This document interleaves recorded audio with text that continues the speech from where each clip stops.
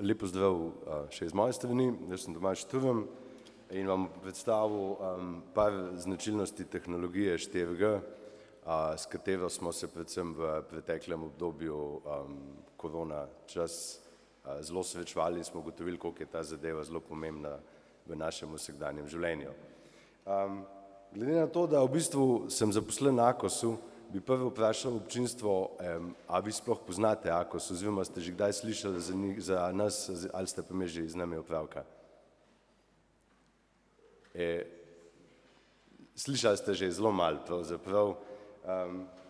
Imam prvi slajd, mogoče samo tako na hiter, kaj mi sploh smo. Se pravi, mi smo nacionalni regulator za več področij, med njimi so tudi elektronske komunikacije, to je pravzaprav področje, na katerem jaz delam. Med drugim tudi Akos prodaja frekvence za mobilna omrežja, lansko leto je bila dražba za 5G omrežja, danes bomo govorili o 4G omrežju, ki je bila pred 8 leti.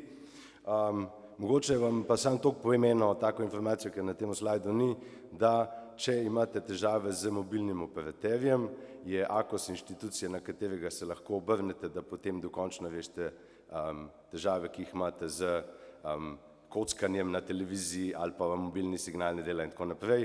Če operater vas ne posluša, imate možnost klicati na Akos in potem vas moji sodelavci usmerijo, kako se te zadeve uredijo, da ste pol tudi vi na koncu zadovoljni z vašim signalom.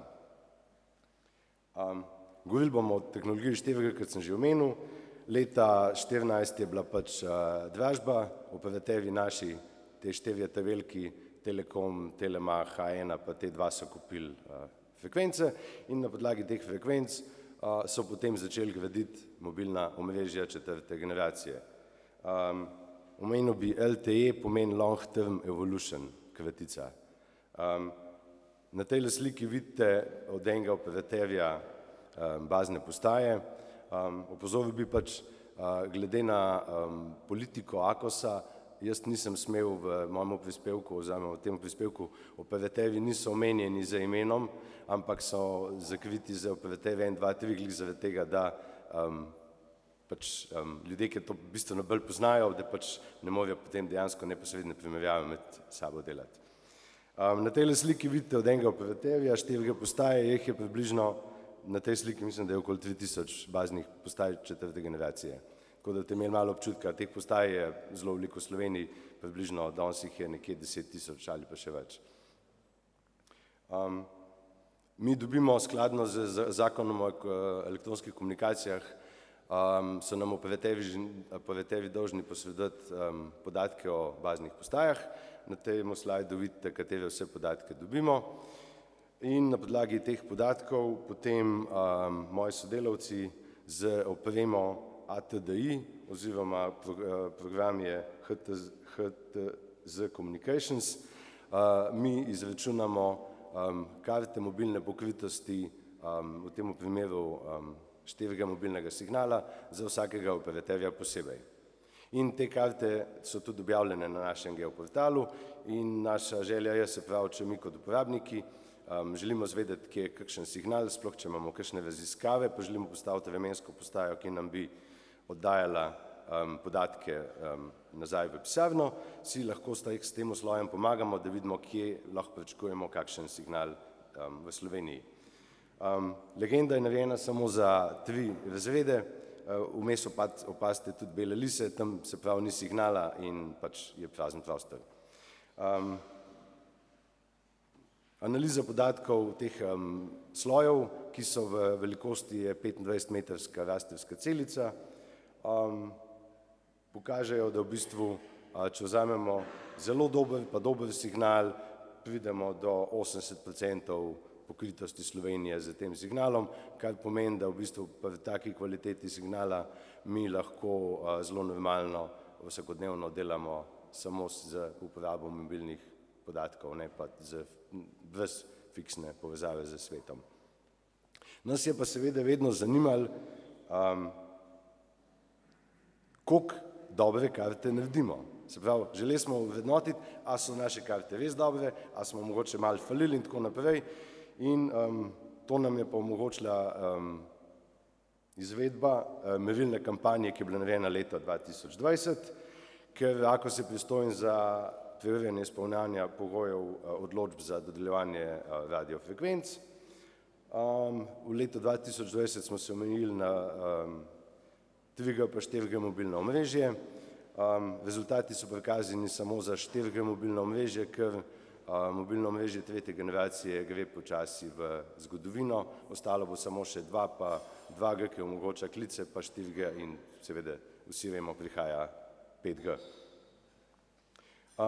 Merilna kampanja se je izvedla z merilnim vozilom, ki posebej za ta primer, za ta namen je posebej opremljeno, not je ogromno nekih aparatur, potrebuje dva človeka, en je voznik, en pa spremlja izvajanje meritev, not so seveda mobilne naprave, računalniki in tako naprej, vozijo se pa v glavnem po cestah.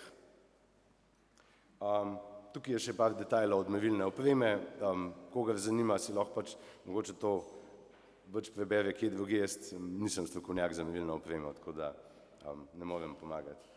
Na tej sliki vidite v bistvu, koliko je bilo prevoženih cest v Sloveniji za potrebe te merilne kampanje.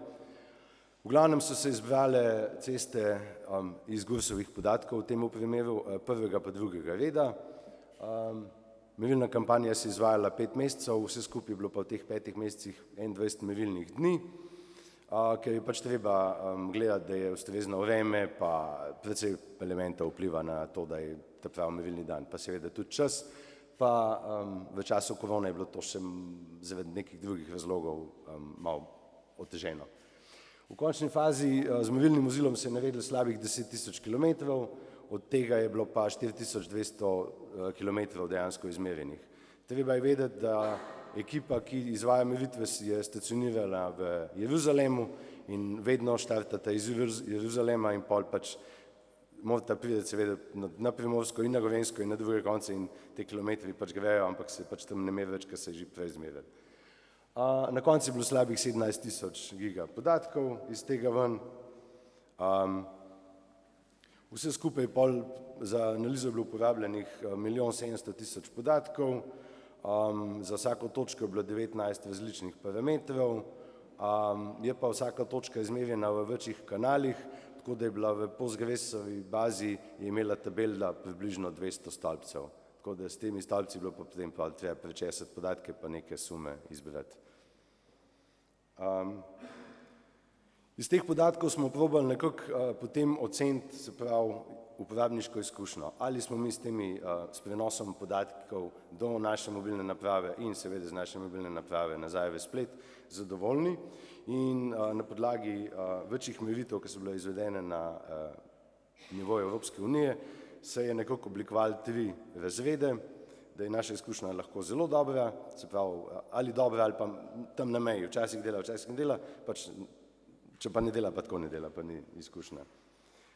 Na to izkušnjo smo se usmerili na parameter jakost referenčnih signalov, ki je pač nek parameter, ki ga je najlažje, najbolj točno zmeriti in ta parameter nam pol pretvorimo v vrednosti tega parametra v 3 razrede. Tole smo naredili v raziskavi, se pravi, primerjali smo karto pokritosti, ki jo naredimo z merjenimi podatki, da smo ocenili, koliko je dobra, potem smo pa še izmerili moč oddanega signala in po frekvenčnih območjih za vse operaterje, ki so prišli v upoštev v raziskavi, pa zraven smo še upoštevali tudi oddaljenost bazne postaje od zajemanja signala. Analiza je bila narejena za 3 operaterje, A1, Telemach pa T2, pa Telekom, T2 nima vseh baznih postaj, nima 4G pokrito celo Slovenijo, tako da v bistvu smo ga izločili potem iz raziskave. Prva zadeva je bila, da smo primerjali merilne rezultate za karto, ki jo izdelamo teoretično v pisarni in tukaj najbolj so pač seveda 3 razredi parametrov, da smo določili, kako tole lahko ocenimo in smo ugotovili na koncu, da v bistvu naša karta, ki je izdelana, je približno 90% je točnost podatkov glede na izmerjene točke, kar smo bili z rezultatom več kot zadovoljni in lahko z gotovostjo trdimo, da naše karte dajo kar zelo realno stanje, kje je dober signal oziroma slab signal. Naprej smo se potem omejili glede na jakost signalov, na operaterje in smo potem pač malo pogledali, koliko število točk imajo v posameznem razredu. Enota je dBm, decibel na milivat, če kdo z elektroizobrazbo bo to mogoče več vedel o temu. Skratka, in potem smo naredili te primerjave, to je bila ena taka osnovna, pa je bila naslednja, se pravi, kako primerjati izmerjene podatke za 3 različne operaterje med sabo in smo po neki krajši raziskavi smo ugotovili, da je mogoče za grafikoni kvartilov oziroma po slovensko se najde tudi izraz škatla z brki. Nam je to omogočilo, da smo primerjali, smo se pa usmerili zelo samo na mediano posameznih meritev. Nismo se nič spuščali v druge parametre razen v mediano. To je pač tako naprej, smo ugotovili, da se med njimi razlikuje, tudi razlika, če imamo različna frekvenčna območja glede na valovno dolžino. Zdaj te raziskave jaz ne bi spuščal, tako da te grafikoni kvartilov so nam skratka zelo dali vpogled v to, kakšne bazne postaje imajo operaterji in kakšne so med njimi razlike. Tako da ugotovili smo, da so razlike, primerjali smo lahko samo 2 frekvenčna območja, ker 4G mobilni signal je tudi na ostalih frekvenčnih območjih, tukaj smo bili zelo omejeni, smo lahko samo na 2 primerjali. Dobili smo neke zadeve zelo zanimive tudi za naše nadaljne delo. Je pa dejstvo, da je to prva raziskava na to temo v Sloveniji, tudi v svetovnem merilu teh raziskav ni pravzaprav zelo veliko ali pa nič in imamo še ogromno idej, kako naprej. To je zdaj samo prvi segment tega. Hvala.